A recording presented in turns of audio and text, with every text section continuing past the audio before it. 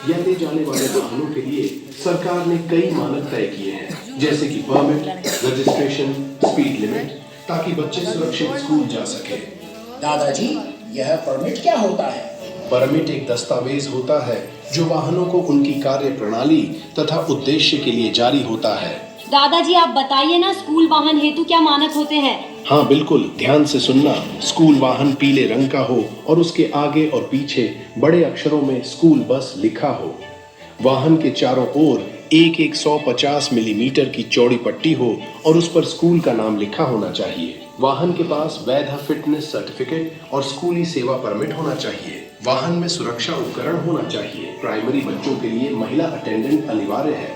बस में GPS tracker और सीसीटीवी कैमरा होना अनिवार्य है। ड्राइवर की उम्र कम से कम 25 वर्ष और 5 साल का लाइसेंस अनुभव आवश्यक है। ड्राइवर व अटेंडेंट के पास चरित्र प्रमाण पत्र होना चाहिए। बच्चों की संख्या सीट क्षमता से अधिक न हो। बस की गति सीमा 40 किलोमीटर प्रति घंटा हो। दादाजी, आप सही कह रहे हैं। किसी भी अवैध वाहनों का प्रयोग नहीं करना चाहिए। को तंबाकू और इसके हानिकारक प्रभावों के बारे में बताने वाले हैं। ये तंबाकू का पौधा है। ये उन पौधों की तरह नहीं है जो हमें भोजन और पोषण प्रदान करते हैं। ये हानिकारक पौधा है जो कि हमारे शरीर के लिए जहरीला होता है। लोग धुएं रहित या धुएं के रूप में तंबाकू का सेवन करते हैं। वे तंबाकू चबाते, सूंघते, डुबोकर उपयोग करते या दांतों को साफ करने के लिए मौखिक रूप से इस्तेमाल करते हैं। आमतौर पर चबाने या डुबोकर प्रयोग किए जाने वाले तंबाकू उत्पाद गुटखा, मावा, खैनी, जर्दा, तंबाकू पान इत्यादि हैं। कुछ लोग पाउडर वाली तंबाकू का कश लेते हैं, जैसे नाक के द्वारा श्वास में खींचना, और कुछ लोग दांतों को साफ करने के लिए मिश्री, गुड़खू जैसे उत्पादों का उपयोग करते हैं। तंबाकू का प्रयोग सिगरेट, सिगार, बीड़ी, चिरुट, चुट्टा, धुंती, पाइप, हुक्की, चिलम तथा हुक्का जैसे उत्पादों को भी बनाने के लिए किया जाता है। तंबाकू में निकोटीन मौजूद है, जो कि अत्यंत ही लत लगाने वाला रसायन है।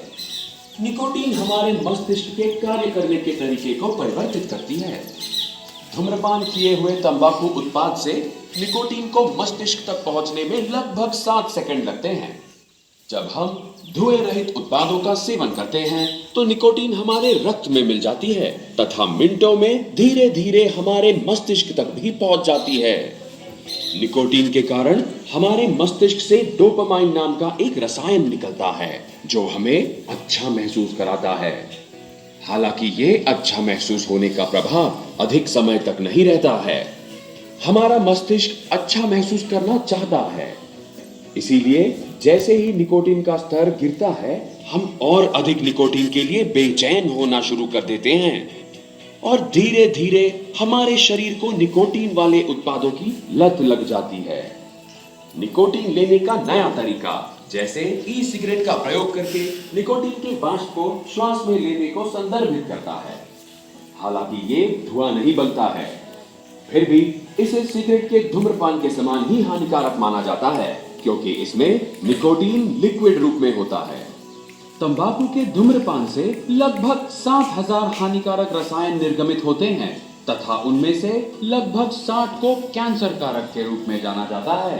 तंबाकू जन्य पदार्थों में कुछ हानिकारक रसायन पाए जाते हैं, जैसे कि कार्बन मोनोऑक्साइड, टार और अमोनिया मौजूद होते हैं, जो कि शौचालय के क्लीनर में पाया जाता है, जैसे कैडमियम, जिसे कार की बैटरियों में प्रयोग किया जाता है, आर्सेनिक, जो कि एक जहर होता है, और मीथेनॉल, जो कि रॉकेट के ईंधन में पाया जाता है।